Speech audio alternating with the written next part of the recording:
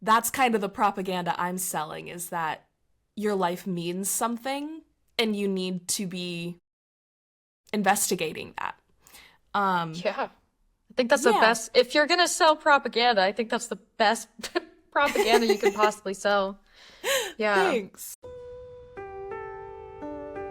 We're busting philosophy out of the old stuffy lecture hall and setting it loose on the world of creativity.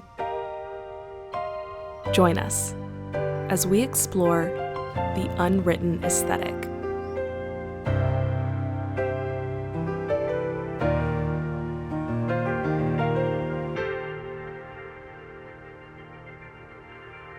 Hello, everybody, and welcome back to the Unwritten Aesthetic. Lauren, it's lovely to see you.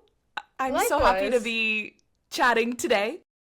Me too. I'm super excited because today we'll be discussing your thesis from your bachelor's, right? This is Or is this your from, master's? this is my master's thesis, but it was certainly Okay. informed by like all of my bachelor's stuff. And Hmm. it has certainly evolved and changed over the last, guess I graduated with my master's in 21. So it's been about 4 years since this edition that Wow. you're reading, that you read. So, Wow. I've certainly evolved a lot of my thinking, and in revisiting it, I was like, whoa, that is like a crazy claim that I absolutely don't agree with anymore. Or Okay. like, Yeah. whoa, that's actually really interesting and I haven't thought about that in a while. Like I need to go back and like look at that. So I'm excited. And I'm Yeah. excited to hear your thoughts too. Absolutely. Well, just first and foremost, thank you for letting me read it. I mean, I know, especially with a piece of writing like this, I mean, all writing, but especially like this, it's extremely personal. Like this is like, it's part of you, you know? And especially at the very end, like I really felt your passion for this. Mm, Like you know that feeling you get when like it feels like you have something in your throat, like when you watch a sad movie and you're like, I don't want to cry, but you know, yeah. like there were just certain parts of it that really I could really feel that, and it was beautiful to read. And also it gave me like some glimpses into your life, into your personal history that I guess I didn't really know about. Like I feel like I know you pretty well, Yeah. but I would say so. I would say yeah. you know me better than most actually. So that's Right, yeah. yeah. Yeah. But just kind of getting a more fully fleshed out picture of some of these formative experiences that you've had was really, really cool to read. Hmm. I guess I think the format we did for mine was kind of useful. So, Yeah. if you could, I'd love to hear like your kind of elevator pitch Yeah. of or spark notes of what your aim was in this project and how you decided to do it in this way. I mean, I love the interdisciplinary approach. I think both of us Yeah. recognize for many years the importance of interdisciplinary work for philosophy, spirituality, stuff like that. Um, but yeah, and then later, I'm super excited to hear like I have some questions, but Yeah. Yeah. Yeah. Yeah. some of the things you feel some of the aspects of this that your viewpoint has changed on. Yeah. That was a weird way to formulate that sentence, but I No. think you know what I mean. I Like, do. which I parts do. of this are you like, nah, and which parts are you still like, yeah? Yeah. Well, thank you. That's so generous of you to take time and energy to read it and to respond so well. And I didn't even think about the more personal aspects of it too, being like this like learning for you, you know, because it's like, oh, it's your friend. You know all these Yeah. things Like about the me. story about the trampoline. Yeah. Yeah. Yeah. I don't think I had ever heard that story, and I was like, whoa. I was like, damn, I knew you were super smart, but like at 5 years old to be like, I'm having this like transcendent spiritual experience, and I don't know. Maybe you could talk about that a little bit too. Sorry, I'm throwing all kinds of questions at No, you no, because it's great. It's great. So I guess for the elevator pitch, so A little bit of background on the actual thesis. So, for listeners, in my undergrad, I designed my own undergraduate degree. The school that I went to had what they call interdisciplinary inquiry, which means essentially there's all of these different areas that I believe intersect in this really specific way, but there's not a major that's been created to study those things. And that was like, yes, that's what I want to do. That's what I want to study. That's like, I'm not going to pay money. Well, and I guess like through scholarship and stuff, it's like, well, I'm not really paying money, but it's like, I don't want to waste time studying things that I don't need to, that aren't contributing to my overall goal. And so my undergrad is a bachelor's of science in the human experience. And So I cool. combined writing, philosophy, sociology, psychology, and performance. So there's like some communication in there as well, and ended up taking like acting classes as well as like communication classes and script analysis, and then of course like Shakespeare and Chaucer and like a lot of English and writing, and then a bunch of philosophy too, right? That philosophy really was the bulk of a lot of what I wanted to study to try and have a really good foundation. And then the reason why I decided to stay for a master's, I was going to be able to graduate in 3 years, but the school I went to had an accelerated master's program where you can combine your senior year with the first year of a master's and then just stay 1 extra year to get that master's. And That's I was awesome. like, well, if I'm going to be able to graduate early and I can get my master's in 4 years, probably should do that. Like, that sounds pretty good. And English was what I chose to pursue because there were a few people in the English department that I had taken classes from in my undergrad that knew about the project and were like, yeah, for like being able to communicate these thoughts and ideas, studying English and literature is actually going to be really useful. And through this, we can kind of jerry rig it to be philosophical too. So like, don't worry Yeah. about it being an English master's. You can still like get the degree and work on what you want to work on. And I was like, okay, let's do this. And so to graduate with a master's, you have to do a thesis. And my main thesis advisor, Alex Lemon, he's a wonderful, wonderful poet. Highly recommend anyone who loves poetry or creative nonfiction, go look up Alex Lemon.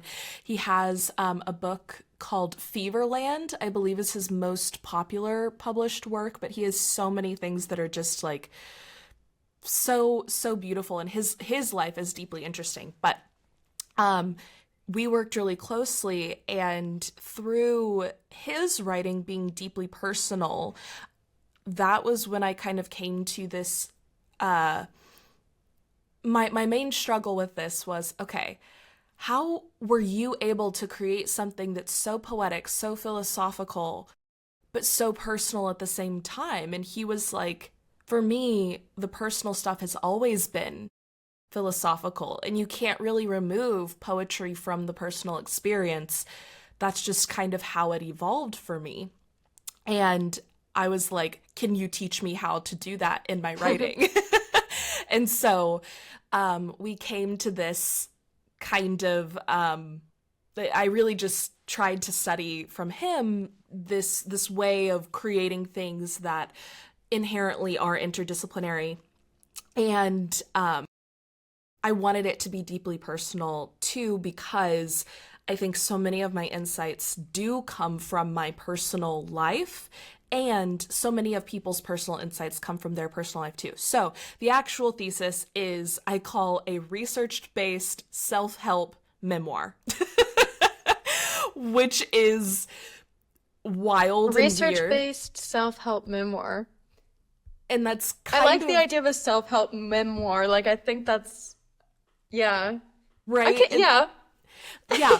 And then, of course, there's some poetry interspersed in there and some creative nonfiction, as well as some more like structured philosophical and literary analysis, too. And the ultimate goal was to create this braided structure of like the personal, the public, and the analytical, to discuss the main point, the first question I pose. If all of life is pointing to one thing, what is that thing? And I can't help but to get deeply personal when I answer that question. And I think part of it was trying to both share what I thought about it at that point in time, but also encourage other people to answer that question for themselves. Because that's ultimately the goal of, I think, all of my work, is to say, you answering this question is the most important thing. Like, you must be asking that question, and you must be attempting to answer, knowing that we can't answer it, but moving towards living in the tension of that and being curious and open. How do you answer that question in a artful, poetic, philosophical, incomplete, creative, expansive way? And so that really was the main thrust then. And I would say that's the main thing that is still consistent with my views today, is the necessity. I don't know why I said it like that.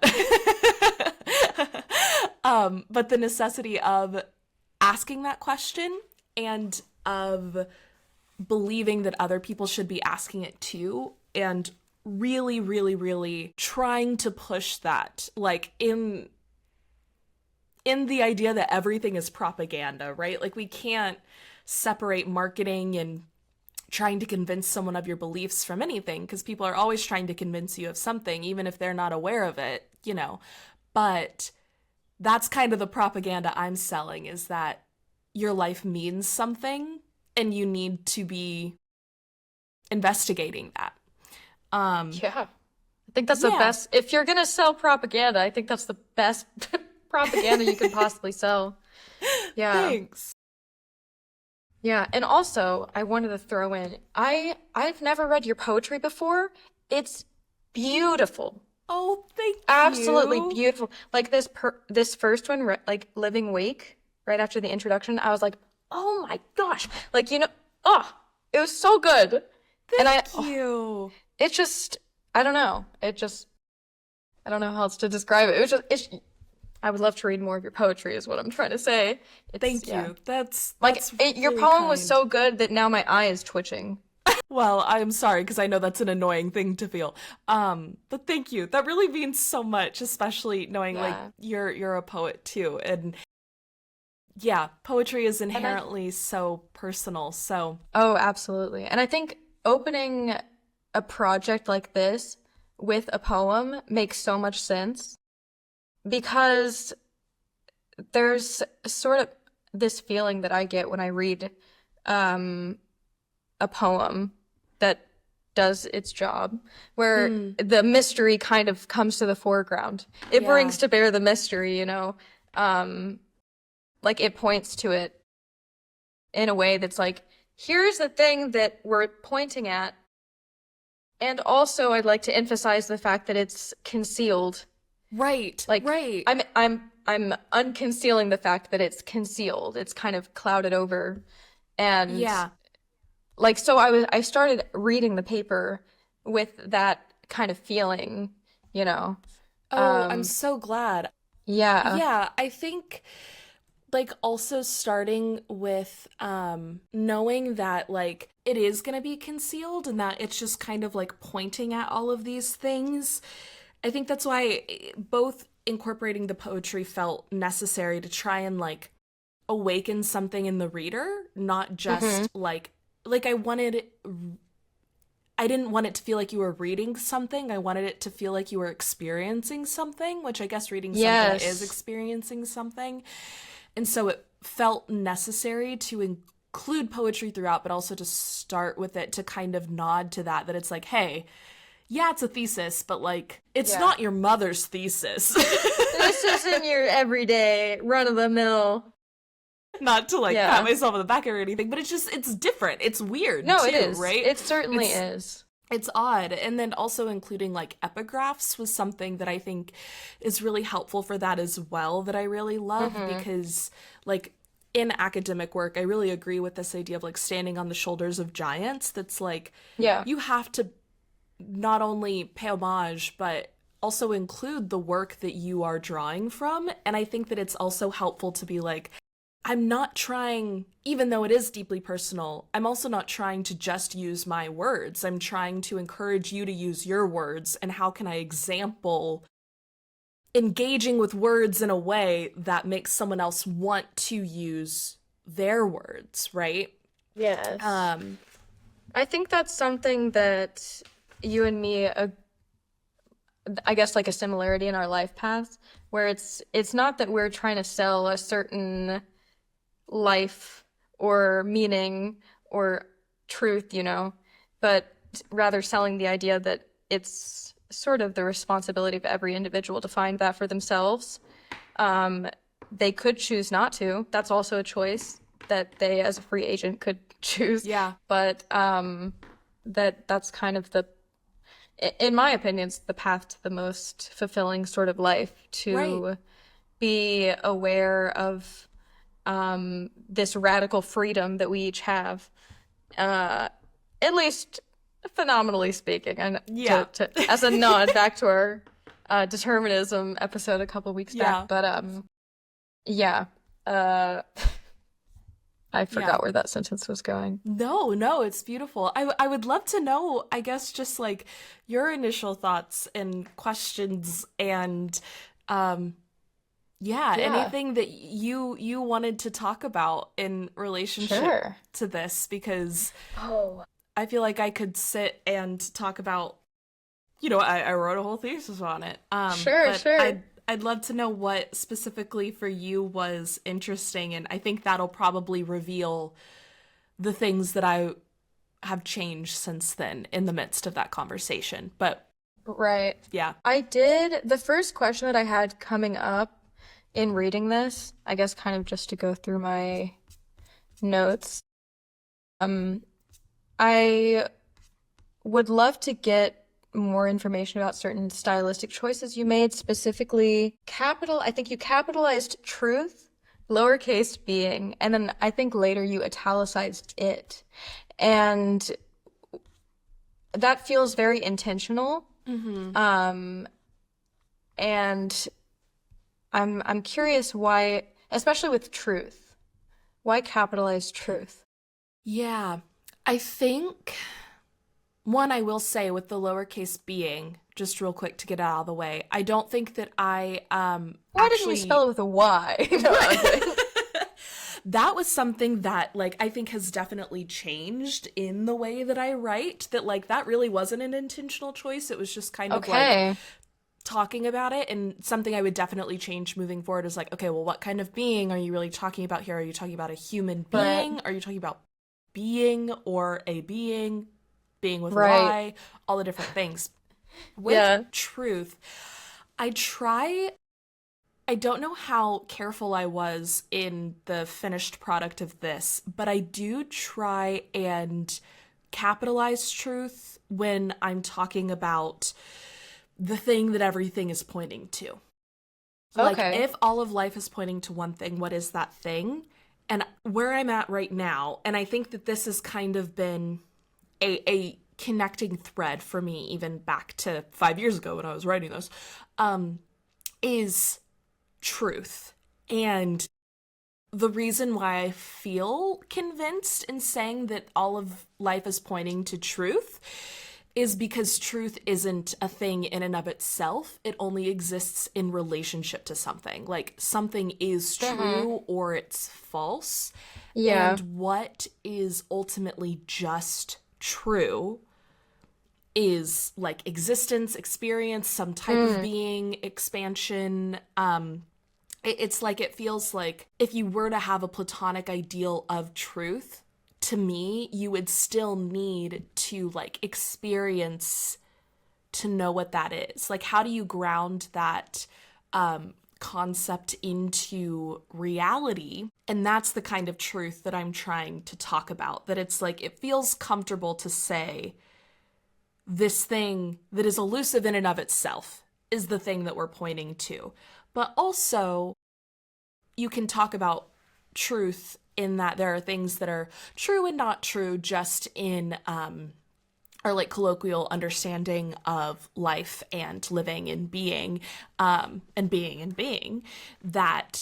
that truth for me is like lowercase t, that it's like, okay, if Okay. something is like, it's true in a lowercase t way that we are having a conversation right now. That's true. Is that capital T truth?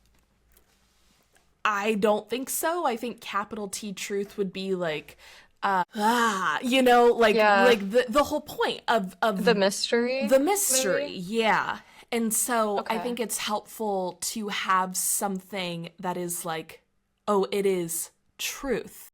And even the idea of like something ringing true, like resonance that you feel with something when it rings true, that Hmm. is part of Yeah. this, like, what are we pointing at? And so I try and be intentional with the capitalization there to point at, okay, if I want to say something is true in the sense that, like, it's true that this writer said this thing, but that's different than this, like, ultimate and fundamental, like, primordial truth.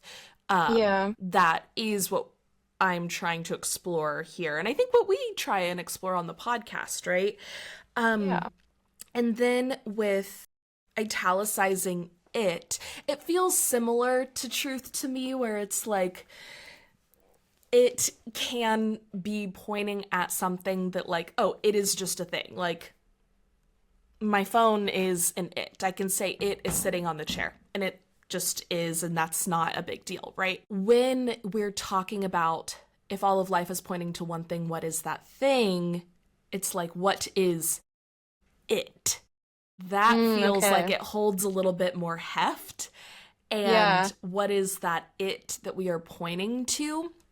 And I think that that's necessary for like the mystery not having a name, right? We've talked a little bit about Sure. the elusivity of like godliness and how Yahweh is supposed to be this like ineffable name, but then even then we've come up with a way to like say Yahweh, which is just like in Right. and of itself, like, isn't that kind of problematic?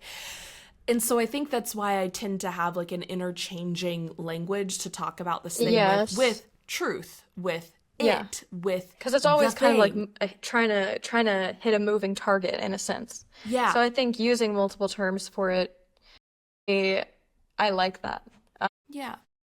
And I do agree that like I like how you described truth as like always relational. I mean, you know, I'm not the biggest fan of symbolic logic, but I think even in a logical sense, the idea that an a statement's truth value cannot be assigned just like that statement in a vacuum, you know? Right. Like that too is always relational. And I think both, I guess what you could call like the more mundane and I don't want to say divine, but like the more mysterious Yeah.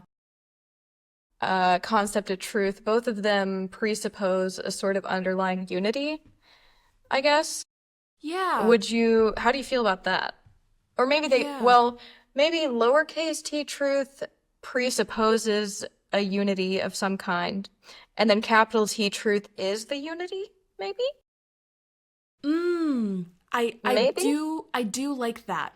I think this is one of the ways that my thinking this is interesting because what I'm about to say, it's not a way that my thinking has evolved. I think it's something that was embedded in the thesis that I didn't know was there when I was writing it, Okay. Okay. that I've now come to understand, like, oh, this is actually part of this thing Hmm. that's kind of come up.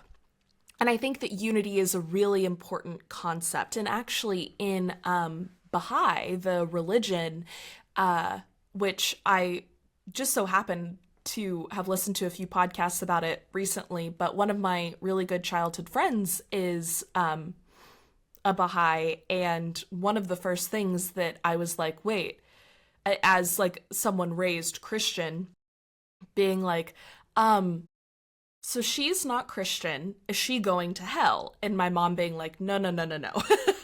Like, Oh, hold up.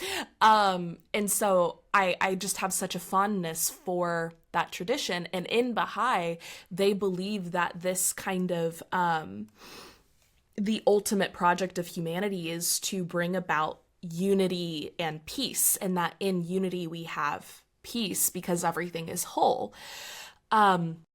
Don't know why I felt called to share that, but I really love that I aspect don't think of I've ever heard of that, actually. um yeah, it's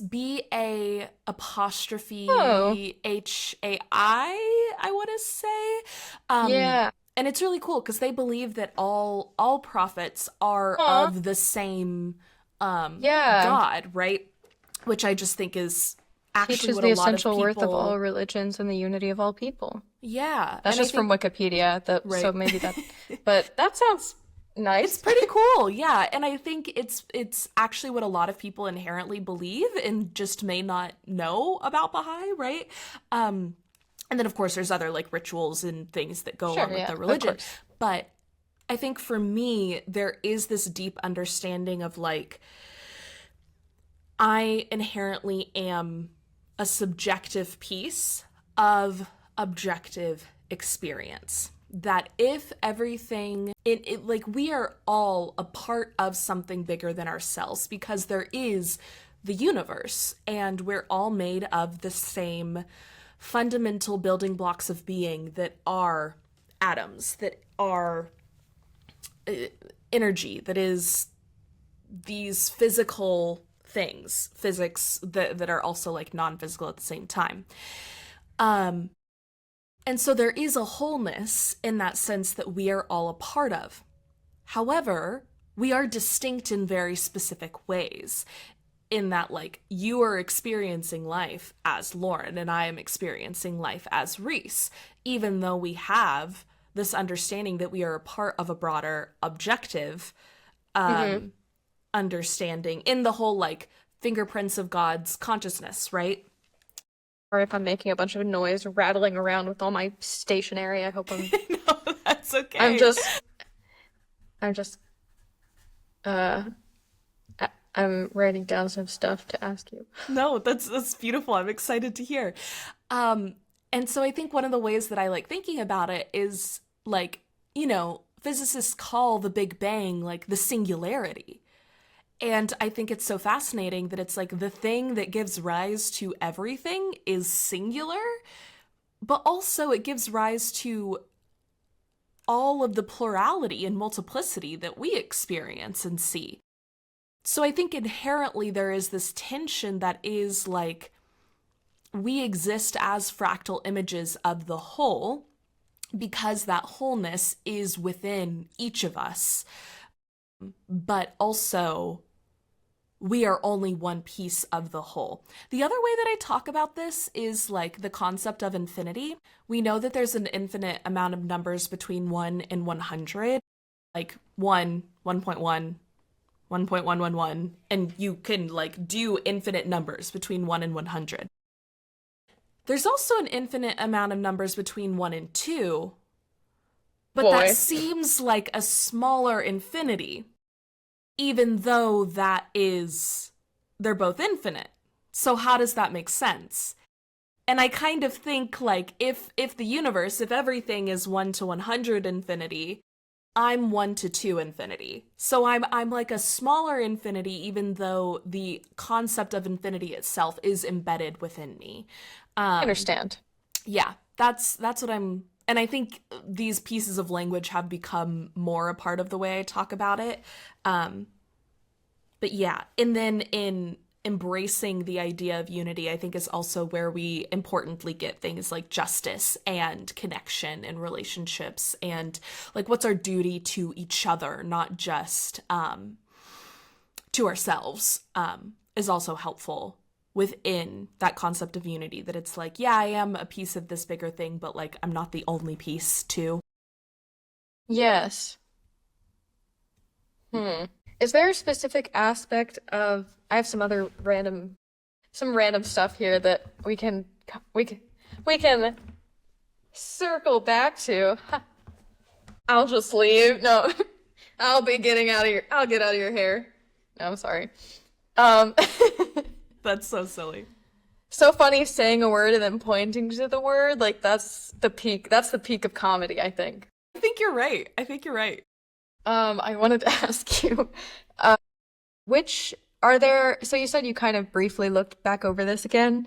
Are there particular statements or viewpoints that you had at this time that now you've kind of done a complete 180 on? Were there any Yeah. things where you were like, what am I talking about? There No. were there were a few things that I'm like, okay, I think I know what I was trying to say here, but I don't think anyone else knows what I'm trying to There, say here. I And still feel like that when I write papers. yeah, that it was just like, Yeah. holy shit, I'm letting Lauren read this. No, I Because thought, I like, mean, it followed like it was what's the word? Cohesive? Is that the word No. yeah, Well, like it coherent. Saying something and pointing to it. This is peak comedy. wow. um, Is this a comedy podcast? is this wait, are we? Should we Should do we? stand up? Let us know in Oh the god. comments if we should do stand up. Let us know. Go off in the comments. Go off in the comments if we should do stand up. Oh god. Philosophical stand up. Actually, that would be so funny. I would go to that. I would I would go too. to that. And that's a niche that has not been explored. Maybe It really okay. hasn't. I know you said that as Maybe, a joke, actually. but I'm like, actually, that would be so funny.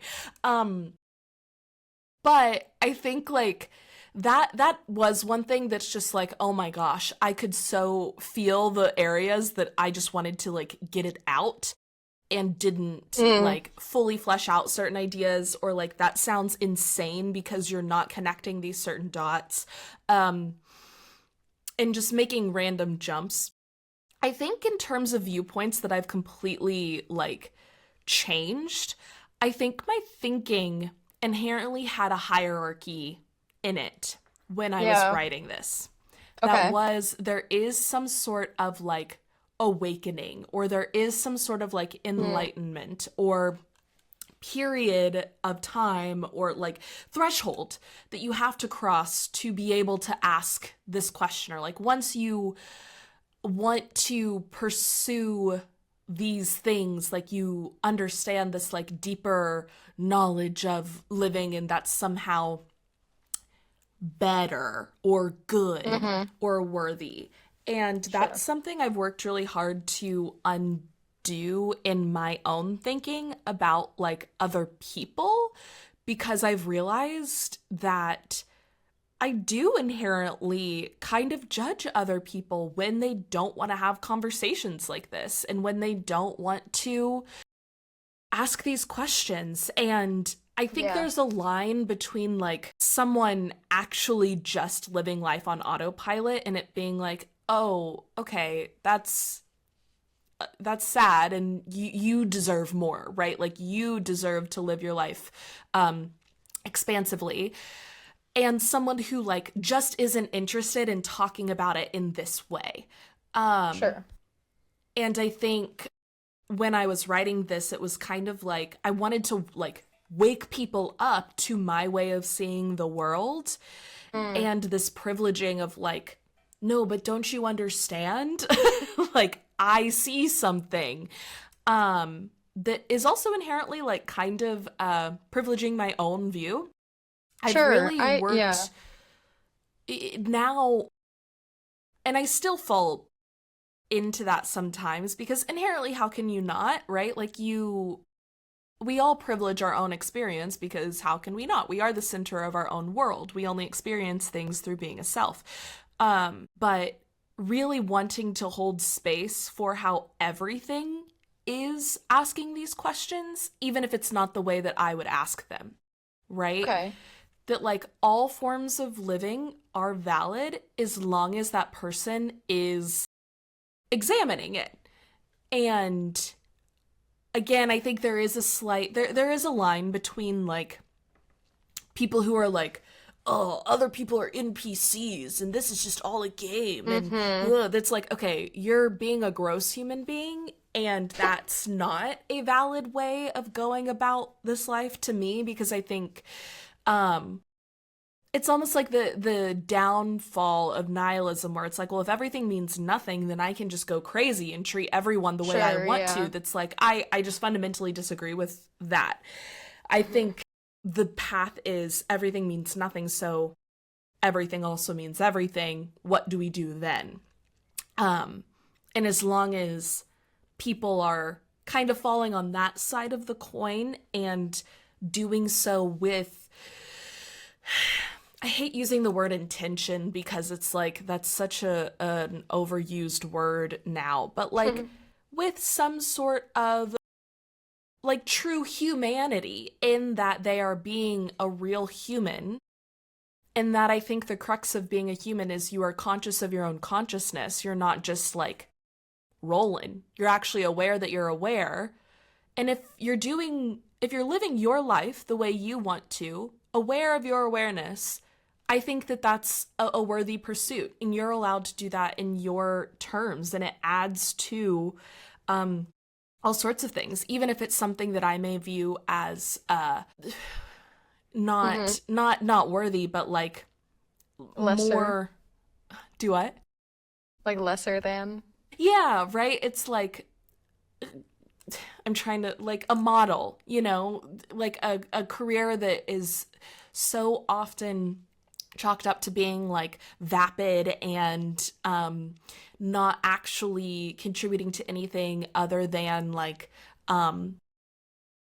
capitalism and consumerism and negative beauty standards. And it's like, actually, there is a way to be a model that is aware of your own awareness that's deeply artful and poetic. Yeah.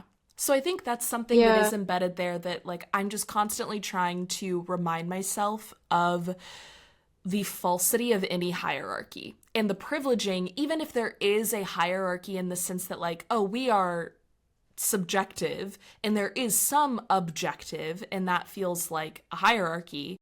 Just because something is more whole doesn't make it better, doesn't mean there should be a value judgment on it. Does that make Yeah. sense? I feel like I'm Yes, talking. it does. Yeah, No, no, no. There's a couple points that I wanted to connect to that. please. I just want to write it down so I don't forget. But I can definitely relate to that. This is something that I've recognized and tried to overcome a similar sort of hierarchical or like giving a value like a valuation to different ways of life when the Yeah, whole point of it, I think the existentialist idea that we both subscribe to is that each person chooses their own meaning. right. And that is the goal. It's not for you to choose my meaning or whatever. It's for me to facilitate a sort of recognition in another person Yes. that you have the freedom to choose. You can Yes. literally do whatever you want. And Some are yeah, good, and yeah. some valuations are like ethical questions are relevant here, Right, obviously. right. But yeah, no, that this is something that I was guilty of as well, especially when I was younger. Yeah. Sort of like, yeah, ignorance is bliss, but like I wouldn't choose it any other way, you know? Yeah. Like sort of like the tortured artist or the tortured poet sort of mindset where it's like, oh, I'm I'm burdened awake. with this knowledge. Yeah.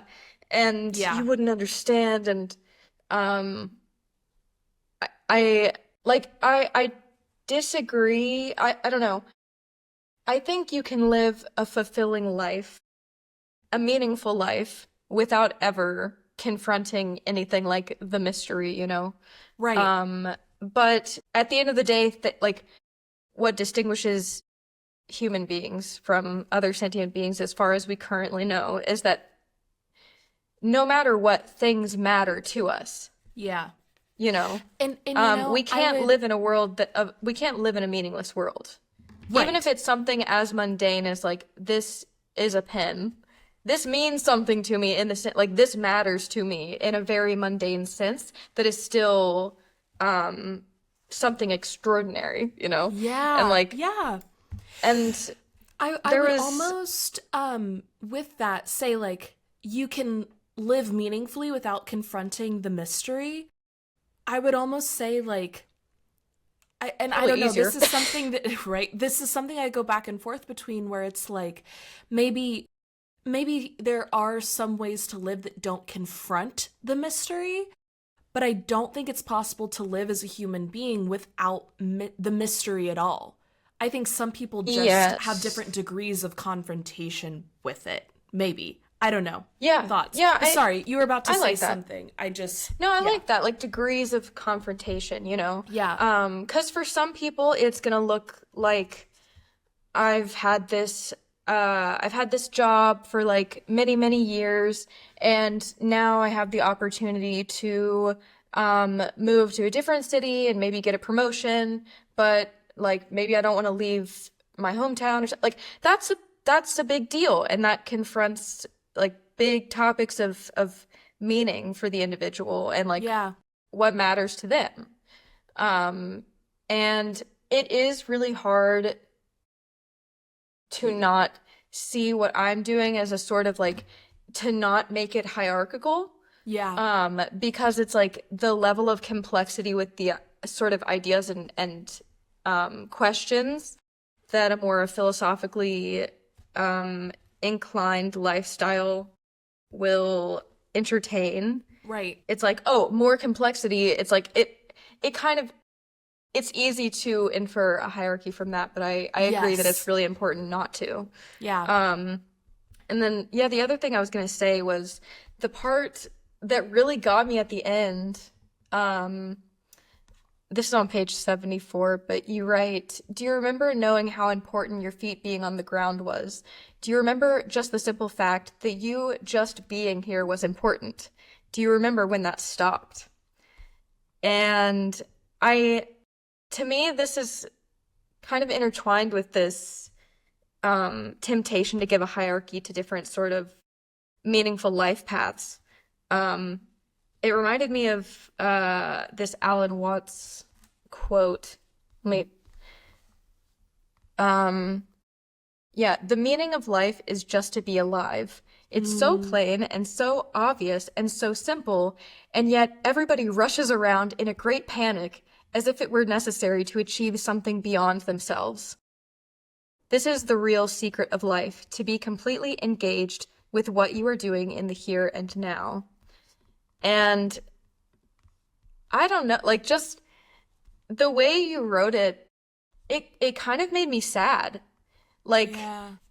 I love what I do, and I do think it's important. But at the same time, there is a level of like abstraction that you can reach with philosophy, especially, where you kind of lose sight of the most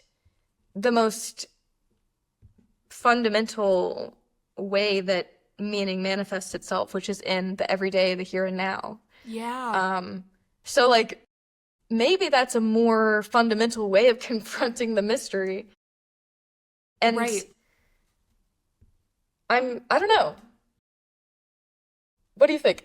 Yeah. No, I absolutely hear what you're saying. And in this, like, if one of us, like, just to, because we understand our own relationship to confronting the mystery, right? Like, if tomorrow you decided, like, I'm done studying philosophy and I am just going to Become a go get bodybuilder. I didn't even think. um, become a bodybuilder and inside Bodybuilders go off in the comments. bodybuilder nation rise up. That is inside joke between me and Lauren. But like if you decided for no, it's okay. But for whatever reason to like stop studying philosophy, just get a random job, and like get married and have 2.5 kids and a white picket fence and 2.5. a dog and a fish. It's like the average number of kids in America. Oh. It's the right. And a the whole thing. Sure. I think it would be really easy for me to be like, Lauren's lost her way. But Yeah. in reality, Actuality, do I think that's a word. that Right. is like why isn't that?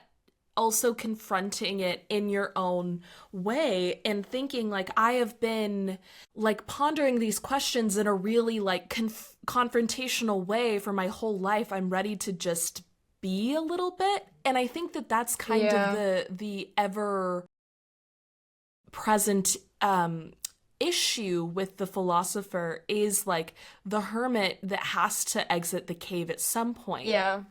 You have to go into the city and shine your lantern. And I think in the way that like I actually look at people who do just do the 9 to 5 and, you know, I view as like not as confronting of the mystery.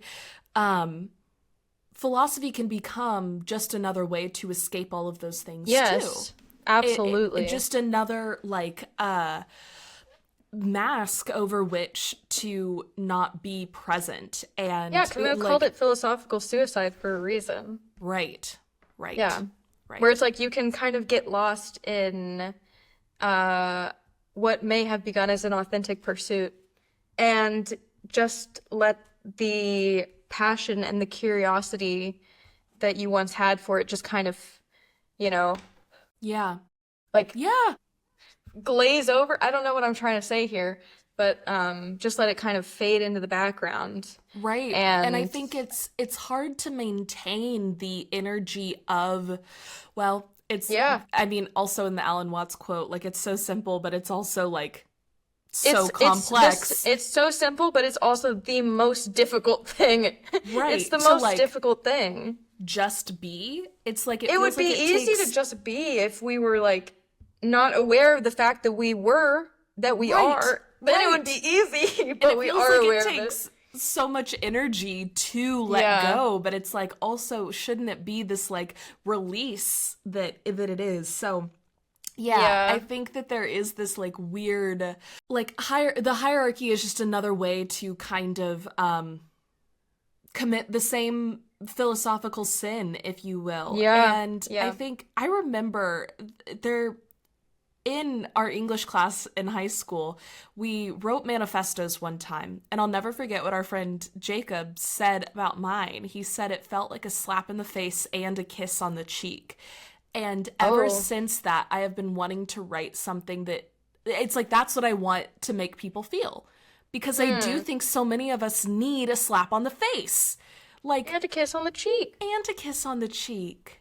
Right? Yeah. And it's like that's what I want to give people. Like so when you say like it thing. kind of made me sad, it's like I hope not like sad in this way that's like you are so precious. And that's why this is so important. Yeah. You know? And that's why you need to Yeah, right. Exactly. No, it just made me sad because like I have a tendency to overcomplicate things. And you're preaching to the choir on that one. Yeah, I know. And like I'm a very restless person. Like it's very hard for me to just like I can be mindful and I can be in the moment, but in the back of my head I do have this like restlessness where I'm not satisfied with just like sitting still, like in not literally but also like in a more existential sense. Right.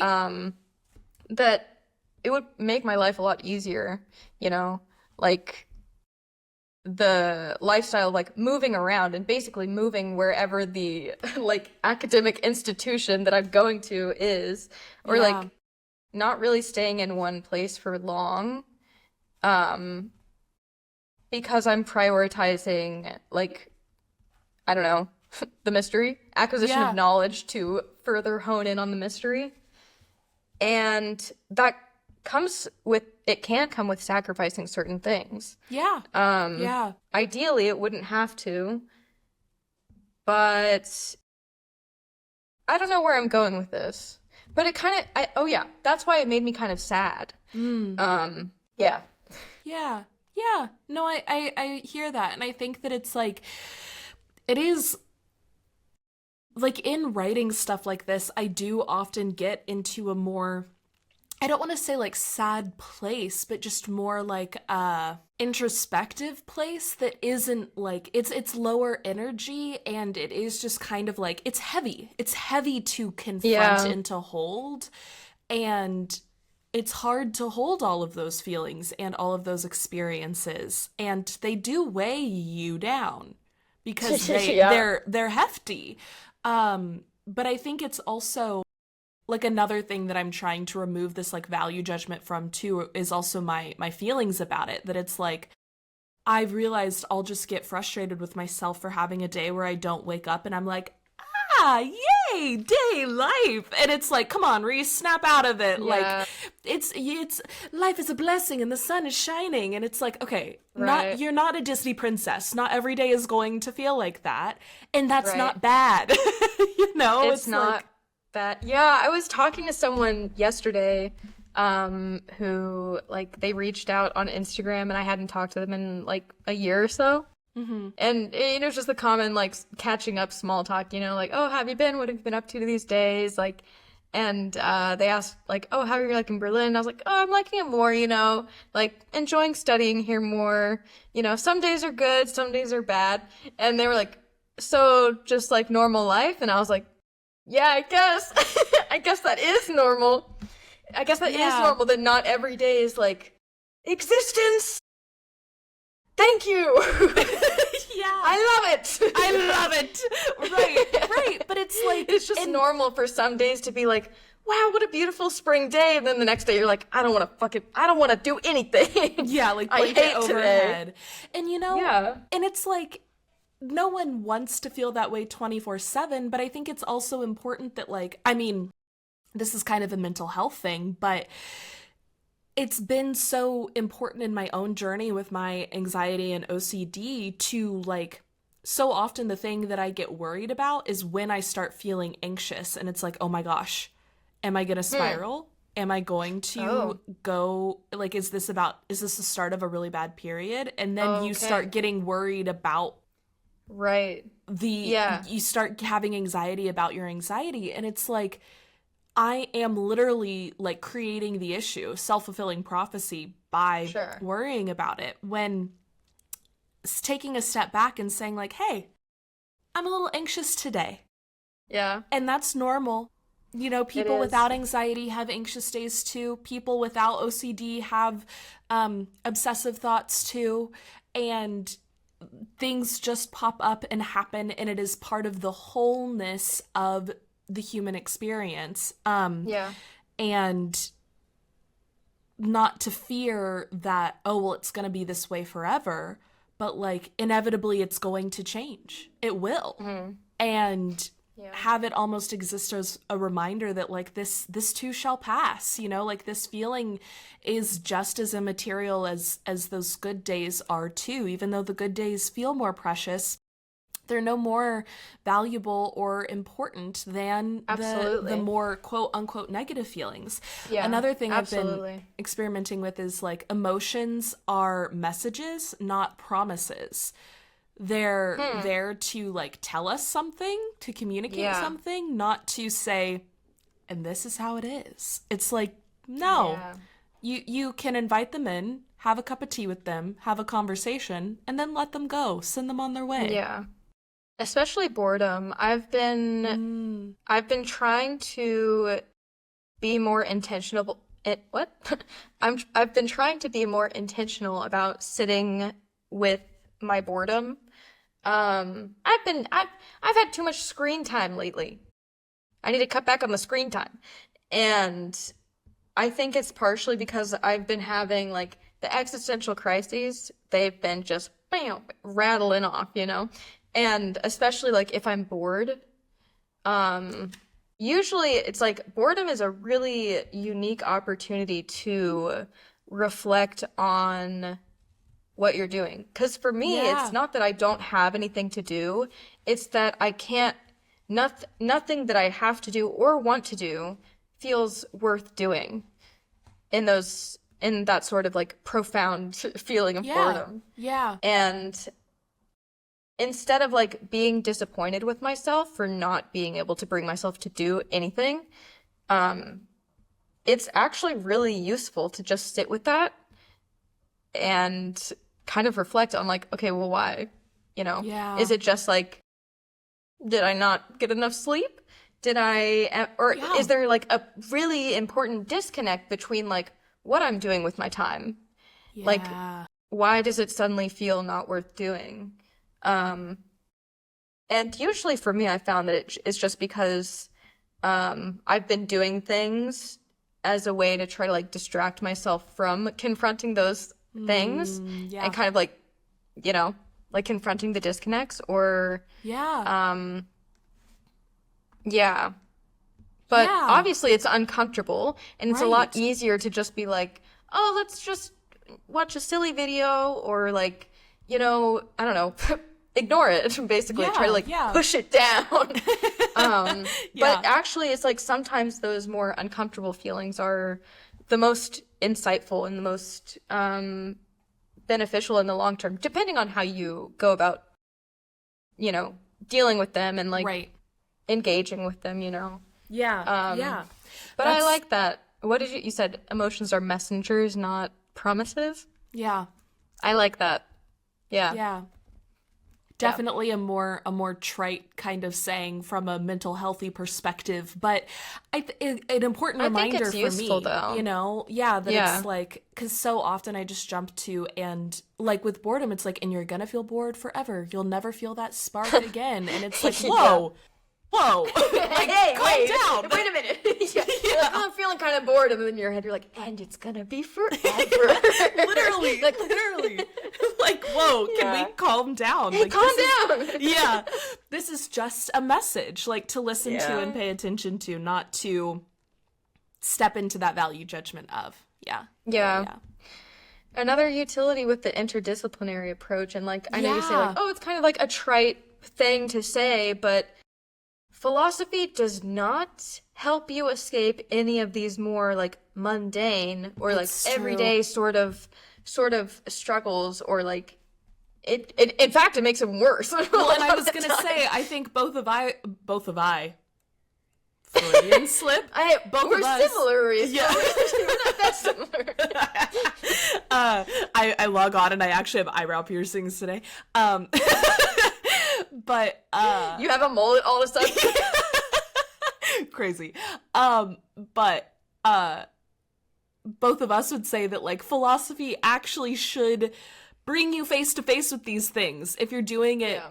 to quote unquote correctly, and then there I go again, like making a Yeah, value the- judgment about how to do it correctly. But it's like, if there is a correct way to do it, it is the Alan Wattsian, like, just be, you know, like, Yeah. as simple and complex as that it like is this thing. It is now and now Yeah. and now. Well, there's a difference between like being a philosopher and then like living your philosophy or like living a Right. philosophical life. Philosophizing, you know, as a verb. I like to describe it as a verb because like you can write about philosophy. Yeah. And you can study it and you can make really profound insights in your little niche of philosophy. But if you can't tie it back to how you and other people actually live life, Yeah. then to me, I feel like that's like if there's gonna be a wrong or right philosophy, I feel like that's the wrong kind. Like, Yeah. and this is something I'm guilty of too. And sometimes it's hard because I'll get like really into a rabbit hole of a very, very niche philosophical topic. And I always have to ask myself like, okay, well, will the way you answer this question change the way you live your life? Or change the way other people who read your essay, for example, will it change their lives? Is there like a real world impact that this Yeah. different sort of way of answering this philosophical question? End of sentence, because I forgot what sort of sentence structure I was using. But I think So funny. But I know exactly what you mean, where it's I'm like, which verb tense am I? yeah. You start like diagramming the sentence in your There's too brain. many dependent clauses. Yeah. Because like I keep qualifying all my statements, and so then there's like 50 dependent clauses. like Right. floating around. Floating around in your mind And palace. then I'm like, wait. see, it's a thing where it's like I have a tree branch and I'm trying to talk about this branch and I end up just talking about the twigs. But it's like the twigs do It come happens off every of it time. though, and it's like they're Yeah. also important The aspects branch, of it. the trunk is inferred. The trunk is inferred. Trunk inferred. Instead of dream deferred, trunk inferred. That's so funny. Instead of what? Dream deferred. It's like a book. What's that? Is it a book or a concept? I haven't read it. I But think it's we've like, reached the. I think we've reached. I think we've reached. we've reached the brain spaghetti portion of the show. We've reached the brain spaghetti portion. But like where the dream is so deferred. It's like people who I'm forgetting what is it a play or it's can some look it up. famous thing that's like the dream deferred. And it's Dream a deferred. thing that people will talk about. What happens to a dream? Montage of a Dream Deferred is a book-length poem published by Langston Hughes. Is that Okay. Yeah, that's what I'm jazz thinking of. poetry style? And it's about like ignoring your dream, like deferring it for the future, but it's kind Okay. of become a thing to like reference, but instead of the dream Oh. deferred, the trunk Trunk inferred. referred. Oh yeah, trunk inferred. Anyways, Anyways, but yeah.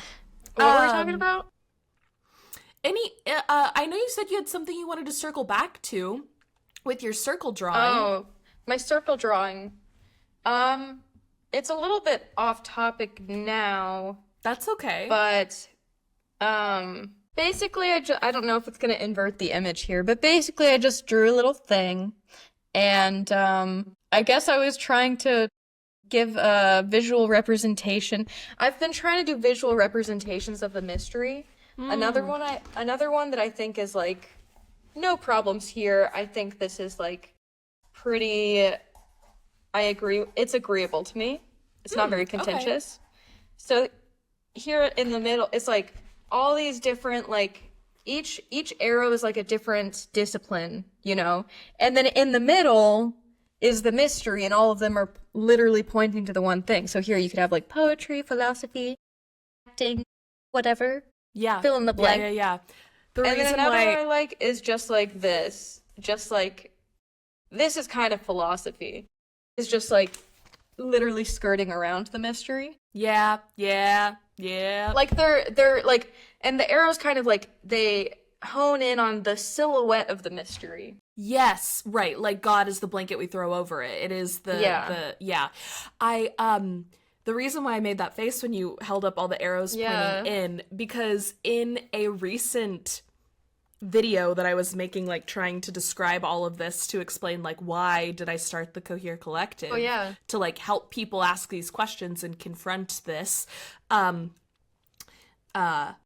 was okay, if all of life is pointing to one thing, what is that thing? But also, and I showed this image of all the arrows pointing in, right? And I'm like, those are good and worthy pursuits. Mm-hmm. Is there a way to also turn those arrows around to make it expansive and do these pursuits informed by the mystery? Right, exactly, and expand outward and like this blooming, this flourishing. It's the Aristotelian eudaimonia, It's a right? gyre. Oh, eudaimonia, yeah. But like, I noticed you throwing in that Greek word there. yeah, I use jargon sometimes. But like this expansiveness too, that I think sometimes all of these pursuits, and maybe a change in my thinking with this as well, with like, yes, I do think it's important to be asking what is that thing, but the reason why I think that's important is because of how that informs the way you expand outward, not constrict yourself and put bars around it. And that's what so many people are doing. Like, that's what these like dogmatic religions do. That's what anyone who's set in their ways, they're trying to constrict the mystery. And it's like, dude, as soon as you're trying to put parameters around the mystery, I think You've already missed the mark. Yeah. I love that. I love that. I think, yeah, for sure. Turning the arrows around. Because it's always a sort of movement. And like this, I don't know. I've been very entertained with Heidegger's idea of the circle, or the like circle, sort of like the ontic and ontological. Like it's Yeah. not a formal difference, but it's sort of a never-ending oscillation between the two. And Right. like in his philosophy, like it's a tension between the oscillation that he's trying to like kind of hold in balance, not dispel the tension, but kind Yeah. of shine a spotlight on it, and also explicate those two sort of sides of the oscillation. Yeah. And so it's like, I was like, ontic, ontological, is the mystery in the middle, or is this the mystery? Hmm. I think the mystery is the movement of the circle itself. Right. Right. It's the moving target of it's in the motion. I agree. I think I was watching a podcast yesterday, 2 days ago. What day is it? Time's an illusion. I was Wednesday. watching Wow, it's not Wednesday. I said that way too confidently. It's Monday. That's so funny. Time's an illusion, it's fine. You're always right, no matter what time it is. But You're always right, no matter what time it is. right, when people say a broke clock is right twice a day, clocks are never wrong. Because time's an illusion. Because there's lots of broken clocks out there. Yeah. We don't know what time it actually is. You're right. We're in brain spaghetti portions solidly. No, this is me not when I the confront the existential. mystery. Me confronting the mystery be like, Yes. Oh gosh. anyways. Sorry, what were you saying? Probably No, something that's really okay. smart. That's so silly. Silly. But I was watching a podcast about within mystery? reason with Alex O'Connor. Who we were talking about a little bit ago, and the most recent episode, he interviews Professor John Lennox, who's a mathematician and a Christian, and I had some problems with what he said, but there was one thing he was talking about that I thought was so fascinating, that was about the way that language, like we exist in a language-based world, and right, and I had something else I wanted there's to say. no that the idea that you need a cell to get DNA, but you also need DNA to get a cell. There's a chicken or the egg with the information within the fundamental building blocks of like biology, right? And Yeah. DNA at It's its the core. circle. Yeah. Sorry, right? go on. And holding I'm the excited. tension there. No, I completely agree. And holding the tension there. And it's the information, like DNA fundamentally is a language of information that is building us and who we are. And his assertion is like, so this is proof of God, because you need some sort of like unmoved mover to describe, to like assign the language first. And I'm like, I'm not anti like belief in God by any means. I'm more like, I think God and not God are actually the same thing in the way that it is the tension in between the two, right? Which that's such a much larger conversation. But I'm like, there is something in the back and forth between this whole, the unity like we were talking about, and the individual that is like DNA is that fractal of information that is being languaged to the cell. In the way that the cell is also necessary for the DNA to express. Like the subjective is also necessary for that whole there. Yeah. That was a lot of weirdness. I don't know if that. I think I know what you mean. And this is actually a point that I wrote it like a couple months ago, but I'm actually already kind of disagreeing with my own argument in the paper we read for last week. Well, I guess I didn't really give my... Well, I kind of did, but like this idea that language, or the fact that we are a dialogue in the sense of like we're kind of a conversation with ourselves, like this self-reflexive, self-referential sort Right. of existence, being a dialogue in that way is what constitutes the difference between like ontology or like what constitutes the ontological difference. What allows me to differentiate myself from you, other people, and animals and inanimate objects. But I think that's also kind of a circle where it's like, does language constitute the ontological difference? Or is the fact that I already feel this separation between myself and others and other sorts of beings that forces me, necessitates an attempt to understand that separation in language? Like, is language the way that we try to understand that difference? Like, is the difference fundamental, or is it a unity that we are breaking apart with language? I think I think that's has a whole other can of worms, right? Yeah, I don't think it can. I don't know. If I had to give an answer now, I think I would say it's both. Yeah. Everything is everything, man. And the analytic philosophers aren't gonna like that, but no. The logicians are gonna be mad about that. But the logicians aren't. Hey, logicians, let us know. Shout out logicians. You mad, bruh? Mad logicians, go off in the comments if you're a mad logician right Arby, rise up. Oh, that's so silly. Well, sorry, I've been kind of all over the place today. No, it's wonderful. I think it's good that we're. Oh, my eye's twitching again. Oh, I'm sorry. I hate that. It's okay. It's just excited too. It's telling me to shut up because I've been talking to. No, you have not been. Well, thank you for your generous reading of Thank you for letting me read it. It was wonderful. Thank you. Yeah, it's been fun to return to it and think about the ways that my thoughts have like expanded and shifted, and I'm excited to keep working on it. Yeah, and I'm excited. I'm always excited for our conversation, so I'm excited for me too. All of this to continue. Me too. Anything else before we log off for today? I don't think so. Awesome. What about you? I don't think so either. I think I'm always bad with ending like videos and stuff. I know, like this. it always feels I'm always so weird. like, well, bye. That's it. Take it if you want. And it is not Wednesday. It is not Wednesday. Hello, goodbye, thank you, and you're welcome. You're welcome. The Unwritten Aesthetic is a bi-weekly podcast from the Cohere Collective that features philosophical artist or artistic philosopher Lauren Bush and question asker and meaning maker Reese Brown.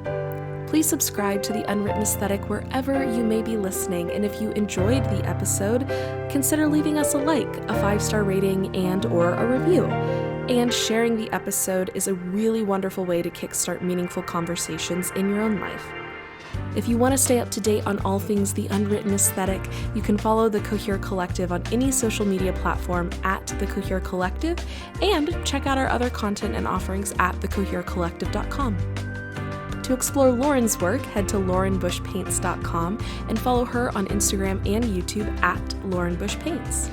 If you're interested in working with Reese to find and pursue your purpose, head to thecoherecollective.com to explore life coaching options. A huge thank you to Jack Corbett for the Unwritten Aesthetics music, and thank you all for being here today and exploring the Unwritten Aesthetic with us. As always, we hope you feel like you are living more coherently. Until next time, love.